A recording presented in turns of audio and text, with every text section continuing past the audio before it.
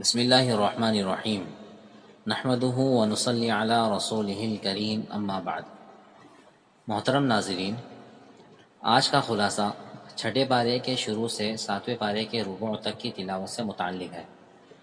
سورہ مائدہ میں ایک عمومی ہدایت دی گئی ہے کہ شریعت کی پابندیوں کا پورا احترام کرو، پھر اس کی تفصیل کرتے ہوئے مندرجہ ذیل احکام دیے گئے۔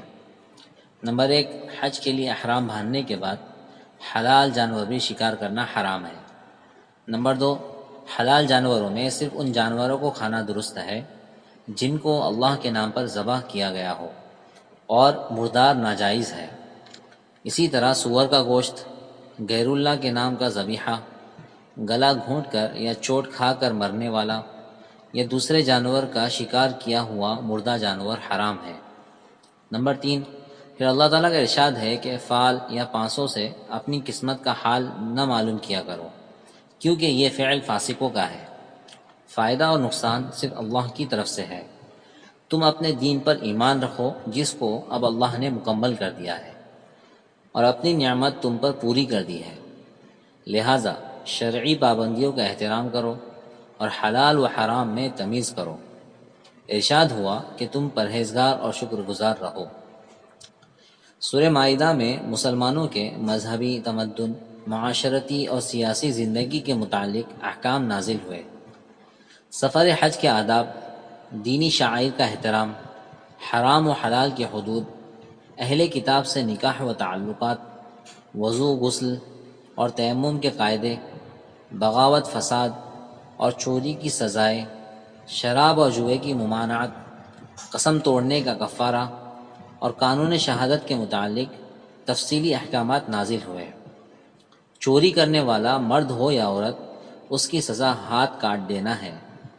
اللہ تعالیٰ کا ارشاد ہے کہ یہود و نصارہ کو دوست نہ بناؤ، کیونکہ یہ آپس میں سازش کے تحت دوستی کیے ہوئے ہیں۔ عیسائیوں کا عقیدہ تثلیث کفر ہے۔ اللہ تعالیٰ نے حضور صلی اللہ علیہ وسلم کو مخاطب کر کے ارشاد فرمایا کہ کافروں کے کفر سے غم و رنج نہ کیجیے۔ کافروں کے دل میں قیامت کے لیے عداوت اور بغض ڈال دیا گیا ہے۔ ظالم بے مددگار رہے گا اور مشرک پر بہشت یعنی جنت حرام ہے۔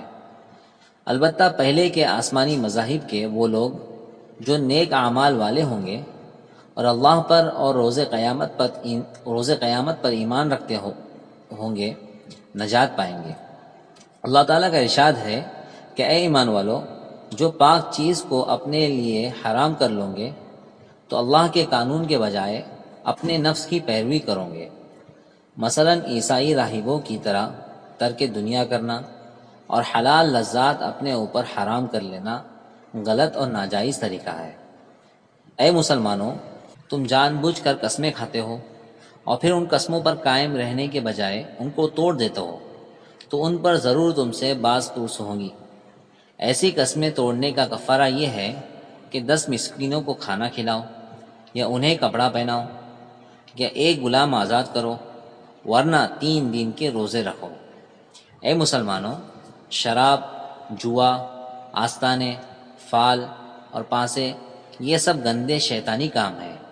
روز قیامت اللہ تعالیٰ اپنے پیغمبروں سے ان کی امت کے بارے میں سوال کریں گے، تو وہ خود عرض کریں گے کہ ہم وہی جانتے ہیں جس کا تو نے حکم دیا تھا، باقی پوشیدہ حقیقتوں کا جاننے والا صرف تو ہے۔